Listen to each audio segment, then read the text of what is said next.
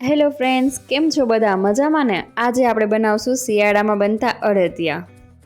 મેં ચૂલો પેટાવી લીધો છે અને એમાં મૂક્યું છે તવી. મોટું વાસણ તમારી પાસે જે હોય તમે લઈ શકો છો ને એમાં અડધો કિલો ઘી નાખ્યું છે. ઘી ગરમ થઈ જાય એટલે લોટ નાખી દેવાનો. લોટ, ઘી અને ખાંડ ત્રણેય સરખા પ્રમાણમાં જ નાખવાના. અડધો કિલો અડદનો લોટ નાખ્યો છે અને અડધો કિલો ઘી નાખ્યું છે અને એને સરસ રીતે શેકી લેશું આપણે. શેકવામાં ખાસ ધ્યાન રાખવાની કે નીચે બળી ન જાય. જો બળશે ને તો ટેસ્ટ સાવ ખરાબ થઈ જશે. અને સરખું હલાવતું રહેવાનું ચારે સાઈડથી. ઘી ક્યાંય ચોટે નહીં કે તરી બળે નહીં ને એવી રીતે. આપણે થોડો લાલ અમથો થાય ને એવું શેકવાનું રહેશે. જો ઘી છૂટું પડી ગયું છે અને જોઈ શકો છો તમે કે કેવો બ્રાઉન કલરનો લોટ થઈ ગયો છે. આ રીતનો કલર આવે ને ત્યાં સુધી આપણે શેકવાનું છે અને ઘી છૂટું પડે ને ત્યાં સુધી શેકતું રહેવાનું છે.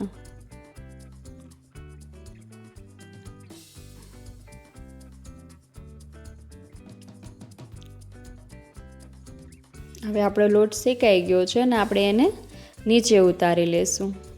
નીચે ઉતારીને પછી અડધો કિલો દળેલી ખાંડ છે એ આપણે એમાં એડ કરશું.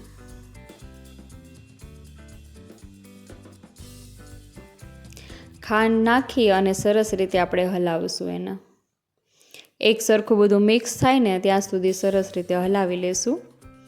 પછી આપણે એક વાસણ જેમાં આ લોટ આપણે ઠલવવાનો હોય, તમારી પાસે ચોકી હોય તો ચોકી, થાળી, મેં આમાં ત્રાસ લીધેલો છે તો એમાં ઘી લગાવીને રાખી દેવાનું. જેના લીધે આપણે આ નાખશું અંદર તો ચોટે નહીં, તરત ઉખડવામાં સહેલાઈથી ઉખડી જાય. જોઈ શકો છો તમે કેટલું સરસ રીતે બધું હલાવાઈ ગયું છે, એક સરખું મિક્સ થઈ ગયું છે.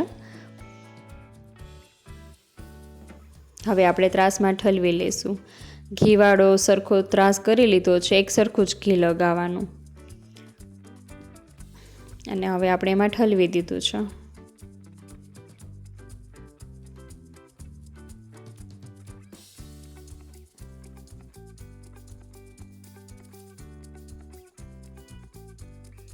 હવે ત્રાસમાં બધું એક સરખું ઠલવી તમારી પાસે જે વાસણ હોય, તમે જેટલું બનાવતા હોય એ પ્રમાણે વાસણ લેવાનું.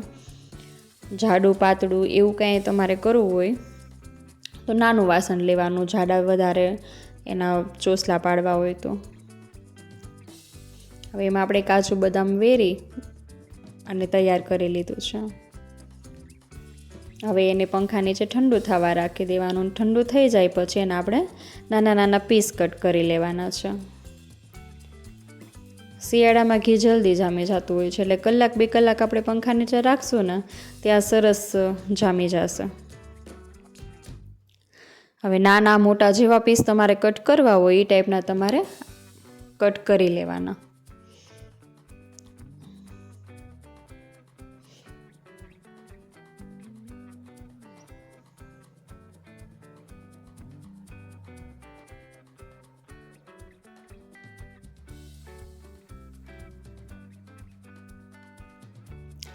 મને તો શિયાળામાં અડદિયા બહુ ભાવે હો. તમને ભાવે અડદિયા? એમાં નાના છોકરાઓને ખવડાવવા તો બહુ જ સારા અડદિયા. હવે આ રીતે આપણે ચારે સાઈડથી પણ કટ કરી લઈશું. જો એક સરખા સરસ પીસ નીકળે છે. નીકળ્યા ને સારા? જો કેટલા યમી લાગે છે. બની ગયા છે આપણા અડદિયા, તૈયાર છે. બન્યા છે ને મસ્ત. કેવા લાગ્યા તમને અડદિયા? કમેન્ટ બોક્સમાં જરૂર લખજો. અને જો આ વિડીયો ગમ્યો હોય તો લાઈક કરજો ને ચેનલને સબસ્ક્રાઈબ કરજો. અને આગળ તમારે કઈ રેસીપી જોવું છે એ કમેન્ટ બોક્સમાં લખીને મોકલજો. Thank you.